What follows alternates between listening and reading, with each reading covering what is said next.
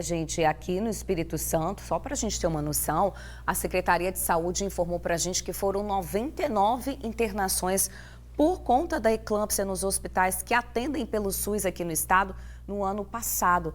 É uma doença perigosa, atinge muitas grávidas, uma doença silenciosa. Então, de repente, você tem uma grávida aí perto de você, está pensando em engravidar esse ano, você que está assistindo a gente, vamos entender melhor sobre os riscos da eclâmpsia, da pré-eclâmpsia, da síndrome HELP, com uma médica ginecologista, obstetra, especialista em gestação de risco. Está aqui já ao vivo junto com a gente. Vamos para a câmera 4 para a gente sentar no nosso café com a doutora Nayara da Mata. Doutora Nayara, seja muito bem-vinda. Bom dia. Doutora, que doença grave, né? A pré-eclâmpsia, e é silenciosa, né?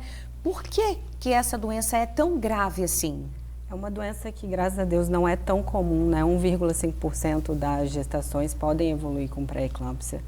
É uma doença que é uma das principais causas de morbimortalidade materna e neonatal, porque em alguns casos de pré-eclâmpsia precoce, esse bebê tem que ser retirado antes do tempo. Que foi o caso da cantora, né? Exatamente, porque o tratamento da pré-eclâmpsia é o parto, né? Então, a gente achar o melhor momento para salvar a mãe e o bebê. E ela pode evoluir com lesão de múltiplos órgãos. Nossa. Insuficiência renal, insuficiência hepática, hemorragia, ruptura de cápsula hepática, coagulação intravascular disseminada e complicações para o feto também, devido à prematuridade, risco de restrição de crescimento, sofrimento fetal e óbito fetal. Pois é, quando a gente fala que ela é silenciosa, tem alguma coisa que as pessoas podem observar? Tem algum sinal que ela dá? Uma dor de cabeça, uma pressão baixa ou uma pressão alta? O que a pessoa tem que observar? A pré-eclâmpsia, ela é uma doença que pode surgir na gestação. Depois de 20 semanas, evolui com pressão alta e proteinúria, que é a perda de proteína na urina. E os sinais, os sintomas de pré-eclâmpsia é dor de cabeça, principalmente na nuca, náuseas, vômitos, dor epigástrica, que é dor no estômago, dor em andar superior do abdômen, principalmente à direita, que é na região do fígado. Então, esses sintomas em gestantes acima de 20 semanas, o ideal é que essas gestantes meçam a pressão. Se eu tenho uma pressão igual ou maior que 14/9, é importante que procure atendimento médico, que vá à maternidade. Na maternidade, os médicos vão avaliar e possivelmente vão pedir exames laboratoriais que a gente chama de rotina de pré-eclâmpsia. E aí vai ser avaliado se é uma hipertensão crônica, se é uma hipertensão porque eu estou ansiosa ou se é a pré-eclâmpsia. A gente faz com um diagnóstico clínico e laboratorial. Importante a pessoa ter até um aparelhinho de pressão, né? Hoje em dia na farmácia tem um preço acessível, né? Gestantes é bom ter para medir ali diariamente a pressão. Nós, no pré-natal, né? Pré-natal inicialmente é mensal, depois esse pré-natal fica de 15 em 15 dias e depois de 37 semanas, semanal. Então faz parte da rotina pré-natal a aferição de pressão, né? Gestantes que a gente vê que tem alto risco, que tem fatores de risco para desenvolvimento de pré-eclâmpsia, a gente aconselha que realmente tenha um aparelho de pressão em casa. Hoje em dia as farmácias também medem, né, fazem essa aferição de pressão. Então é uma maneira também das pessoas que não têm condição de comprar um aparelho de pressão terem um acesso a essa aferição de pressão de maneira fácil nas farmácias. Nas farmácias, de repente no postinho de saúde, no pronto atendimento, perto ali da sua casa, né? Agora, a gente vai mostrar para vocês, gente, uma personagem, uma grávida, né? Ela estava grávida, a Fabíola, ela já ganhou o bebê, graças a Deus deu tudo certo, né? Mas ela compartilhou, doutora Nayara, a história dela com a gente, porque ela descobriu a pré-eclâmpsia durante a gestação por conta de um exame de rotina. Olha como é que esse acompanhamento de perto é essencial. Ele é fundamental, né? Ela conseguiu agir ali, a Fabíola, na hora certa. Vamos ver o depoimento que a Fabíola mandou pra gente? Diz aí, Fabíola. A gravidez iniciou-se muito bem e com o passar dos meses, nas consultas, né, o pré-natal, que é muito importante, o médico começou a verificar alguns sintomas clínicos, na verdade. Eu comecei a ter um aumento de peso de forma súbita e a minha pressão arterial começou a ficar alta. Eu não tinha pressão alta antes da gravidez. E a questão da retenção líquida muito alta, uma retenção muito grande. E ele começou a perceber isso e foi até que no momento, eu com 36 semanas, fui para uma consulta de rotina. Ele falou, olha, vou precisar te internar hoje com urgência, porque a bebê já está com 4 quilos, com 36 semanas, e você já está com um peso elevado, né, faltando ar, a questão de uma falta de ar, você pode estar correndo risco e a bebê também pode estar correndo risco. Olha a importância de você fazer o acompanhamento de perto, né? Um exame que seria de rotina. A equipe toda teve que agir muito rápido ali, né, doutora Nayara? Exatamente. Essa intervenção precoce, essa intervenção no momento adequado, ela previne complicações da pré-eclâmpsia. Então, nem sempre a pré-eclâmpsia é uma doença evitável, mas a grande questão é a gente saber, ter consciência, saber os sintomas, tentar prevenir, tentar ver ao longo do pré-natal, numa boa anamnese, avaliando a história daquela mulher, a história familiar daquela mulher, porque é uma história familiar de pré-eclâmpsia, isso é um fator de risco para que você tenha pré-eclâmpsia. Existem algumas intervenções que podem ser feitas, como uma dieta adequada, exercício físico, uso de suplementação adequada, uso de AS. São coisas que a gente pode fazer para prevenção, para profilaxia da pré-eclâmpsia em mulheres que a gente sabidamente tem fatores de risco. E o acompanhamento pré-natal para que a gente tenha o diagnóstico precoce e a intervenção adequada para que a gente evite complicações. A maior das complicações é um óbito materno e um óbito fetal. Quando a gente vê a Alexia, assim, né, doutora, 29 anos, muito jovem, aparentemente uma pessoa saudável, super ativa, é comum esse quadro da pré-eclâmpsia em pacientes com esse perfil?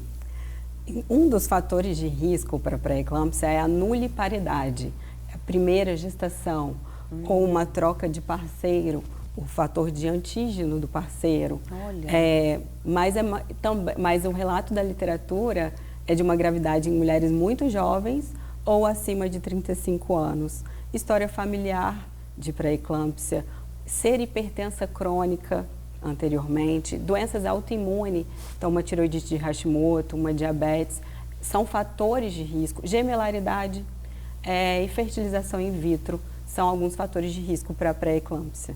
Perfeito. A gente abriu o nosso WhatsApp para perguntas. Obrigada aos amigos do Tribuna Manhã que estão sempre juntinho com a gente participando. Chegou uma pergunta de Cariacica. Amanda Silveira quer saber o seguinte, doutora Nayara. Depois da pré-eclâmpsia, a pessoa pode voltar a ter totalmente a pressão normal ou tem algumas sequelas? A pré-eclâmpsia é uma doença específica da gestação. Mas a gente sabe que quem tem pré-eclâmpsia, isso é um fator de risco para que no futuro essa mulher se torne hipertensa crônica.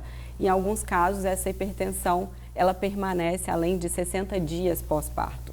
E aí, de fato, essa mulher precisa de fazer um acompanhamento cardiológico. Talvez ela tenha se tornado hipertensa crônica, mas na maioria das vezes isso se resolve, né, após 45, 60 dias do parto. Mas ela tem esse fator de risco, é um risco aumentado de se tornar hipertensa crônica. Chegou outra pergunta de Guarapari, a Poliana. Gostaria de saber se as mulheres que tiveram este problema na gestação precisam fazer acompanhamento médico, mesmo não tendo sentido nada depois. A senhora meio que já explicou isso aí, né? Sim, a pré-eclâmpsia, ela pode, como são fatores da gestação, hormônios da gestação, ela pode aparecer inclusive 30 dias pós-parto. Não é o mais comum. Mas então é importante que essas mulheres tenham acompanhamento não só no parto, no dia do parto, no pós-parto imediato, e tenha boa orientação e acompanhamento no pós-parto, porque ela pode aparecer no pós-parto também. Interessante. É mais comum ou é mais raro aparecer no pós-parto? É mais raro no pós-parto, porque um dos tratamentos é terminar a gestação, é o parto. Então, o parto é o tratamento que a gente tem de pré-eclâmpsia, mas ainda assim, por conta de hormônios gestacionais, ela pode aparecer até 30 dias pós-parto. A gente está falando muito dos riscos para as gestantes, agora para os bebês. O que é importante a gente apontar quando a gente fala da pré-eclâmpsia e também da síndrome HELP? Eu, por exemplo, eu não conhecia, nunca tinha ouvido falar em síndrome HELP. Pré-eclâmpsia é um pouco mais comum, a gente já fica mais por dentro, né? O que isso representa para os bebês? A síndrome HELP é uma variabilidade grave da pré-eclâmpsia, né? Ela cursa com hemólise, que é quebra de hemoglobina, de células vermelhas, aumento de enzimas hepáticas e queda de plaqueta. Então, mulheres que evoluem para quadros como esse têm risco de ruptura de cápsula hepática, tem risco de CIVD, que é coagulação intravascular disseminada, hemorragia e óbito. Então, num caso de síndrome HELP, a qualquer momento, independente da idade gestacional, é interrupção da gestação. Nossa. Então, acredito que a Alexia tenha sido interrompida em torno de 25 semanas, porque era uma síndrome HELP, é uma gravidade, a gente precisa de salvar a vida da mãe, independente da idade gestacional. Porém, quando essa síndrome aparece de maneira muito precoce, ela causa prematuridade extrema. Então, quando a pré-eclâmpsia aparece antes de 34 semanas, ela é classificada como pré-eclâmpsia precoce. Nossa.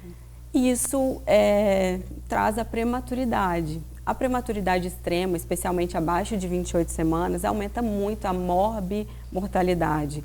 Então, esse bebê ainda não está maduro. Então, ele vai para a UTI, mas tem risco de complicações pulmonares, infecciosas, neurológicas, e isso aumenta muito o risco de óbito do bebezinho. Perfeito. Doutora Nayara, para quem está assistindo a gente, então, de repente tem uma grávida em casa, tem alguma gestante assistindo a gente, para aquela mulher que está pensando em se preparar para engravidar em 2025, 2026, é um assunto sério que assusta, mas tem como a gente se preparar na medida do possível, preparar nosso corpo, medidas que podem ser adotadas para a gente ter uma gestação mais saudável possível, né? A recomendação é que estou pensando em engravidar, vá ao médico, faça o que a gente chama de consulta pré-concepcional, vai ser feita uma boa anamnese para avaliar e estimar os riscos, o médico vai ponderar com você esses riscos, mas uma dieta adequada antes e durante a gestação diminui o risco de pré-eclâmpsia. Exercício físico antes e durante a gestação também diminui o risco de pré-eclâmpsia. Uma suplementação adequada, o uso de cálcio, também diminui o risco de pré-eclâmpsia. E ainda no pré-natal, é possível a gente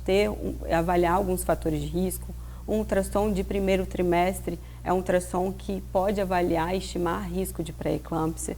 Existem biomarcadores também que podem ser usados para estimar risco de pré-eclâmpsia. Então, existem, como eu disse, muitas vezes não é uma doença evitável, mas a gente, com uma prevenção, às vezes a gente joga ela um pouquinho mais para frente e que, se ela vier, a gente haja no momento adequado para evitar complicações mais graves. Perfeito, doutora Nayara da Mata, ginecologista, obstetra, especialista em gestação de risco, dando uma aula aqui para a gente sobre pré-eclâmpsia, síndrome HELP também. Obrigada pela participação. Obrigada a você, bom dia. Nayara, bom dia, até a próxima. Obrigada, bom dia a todos.